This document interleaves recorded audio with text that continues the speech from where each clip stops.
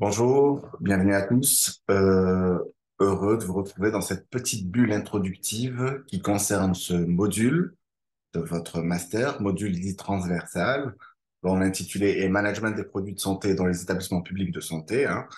Donc, j'aurai le plaisir de coordonner ce module. Je m'appelle donc Dr Mezaouddine, je suis pharmacien hospitalier à l'OHS Pierre-Marie Curie, maître assistant en biophysique pharmaceutique, et je serai si vous voulez, le coordinateur d'un nombre d'enseignants, dont Dr Aïkirpia Nadia, maître assistante en botanique médicale et qui également exerce au niveau d'une pharmacie hospitalière, d'un établissement hospitalier public. Vous avez Dr Bouchareb Shahrazad, maître assistante en chimie minérale, qui exerce également dans un établissement public de santé, en l'occurrence le centre Pierre-Marie Curie. Vous avez Dr Belkhatir, qui exerce également dans un établissement public de santé, CHU Mustapha, maître assistante en biophysique pharmaceutique. Vous avez enfin Dr Mamesh Amina, donc, qui est maître assistante en pharmacologie médicale et qui va nous présenter elle aussi une partie de ce programme. Donc, vous donnez le volume horaire de ce module qui est donc de 30 heures. C'est un module qui se veut donné sous forme de TD, c'est-à-dire des cas pratiques, des mises en situation. Donc, j'insiste sur ce côté important de ce module. On essaiera de vous le présenter sous forme en forme présentielle et en visio, chaque fois que possible. Les objectifs de ce module sont l'acquisition de connaissances sur le management en général et l'organisation de la gestion des produits de santé dans les établissements publics de santé. Donc, voilà des exemples de management appliqués à des établissements de santé publics. Préparer et organiser un comité du médicament. Vous serez appelé éventuellement à bien comprendre le mécanisme pour mieux, j'allais dire, comprendre le fonctionnement des établissements publics. D'organiser un système d'information qui concerne les produits de santé dans un hôpital. Élaborer et rédiger un cahier des charges pour acquisition des produits de santé. Alors, vous n'aurez peut-être pas à le faire vous un jour, mais c'est bien de comprendre les mécanismes qui ont conduit à la réalisation d'un cahier de charges pour mieux, j'allais dire, appréhender le fonctionnement d'un établissement public de santé.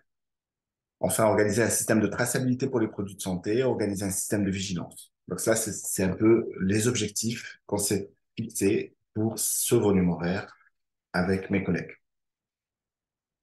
Alors le programme il s'articule comme suit. Donc, ce que je disais tout à l'heure par rapport à l'objectif, hein, on va avoir des notions de management en établissement public de santé, le management pas dans le sens général, mais véritablement dans le sens de management des produits de santé, hein, d'accord? On va se limiter aux produits de santé, comment on manage les produits de santé dans un établissement public de santé en général, donc le circuit du médicament, comment ça fonctionne. Dans le deuxième séance portera sur l'exploration comptable des produits de santé dans les hôpitaux. Il faut bien comprendre que la classification comptable n'est pas celle que vous connaissez, donc c'est une classification qui est propre aux établissements publics de santé, donc c'est bien aussi de la comprendre. La troisième séance portera sur l'organisation d'un comité du médicament dans un établissement public de santé. Là aussi, il est important que vous sachiez comment fonctionne le comité du médicament, comment rédiger la nomenclature d'un établissement, donc le livret thérapeutique. La quatrième séance portera sur la préparation des prévisions de médicaments dans un établissement de santé. Donc, cette préparation de prévision, si vous voulez, quelque part, elle fait suite ou elle peut même être en amont du comité de médicaments. La cinquième séance portera sur l'organisation d'un système d'information concernant les produits de santé dans un établissement de santé. Vous serez appelé à communiquer régulièrement avec votre administration et avec les services cliniques, qu'il s'agisse de retrait de l'eau, qu'il s'agisse de pharmacovigilance, qu'il s'agisse de disponibilité de produits ou de changement d'habitude de prescription. Donc, c'est un système d'information qu'il faut organiser au sein d'un établissement de santé. On va parler aussi de l'organisation des inspections concernant les produits de santé au niveau des services médicaux. Donc, vous serez appelé éventuellement à voir comment fonctionnent ces inspections au niveau des services médicaux et enfin des techniques. Donc, là aussi, ce sera des mises en situation, des techniques pour l'élaboration d'un cahier des charges qui concerne bien entendu les produits pharmaceutiques.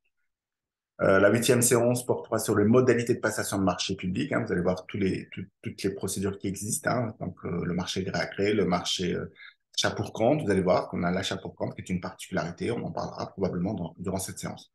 Enfin, la neuvième séance portera sur la traçabilité des dispositifs médicaux au niveau hospitalier. Donc, il est important que cette traçabilité, certainement, en particulier, pardon, pour certains dispositifs médicaux stériles, implantable, etc. Donc, il est important d'avoir cette traçabilité. Donc, on fera là aussi des cas pratiques de cette traçabilité, comment elle est mise en application. La dixième séance portera sur l'évaluation des technologies de santé dans les établissements de santé, le cas des dispositifs médicaux, donc c'est particulier, et HCA Medical Device.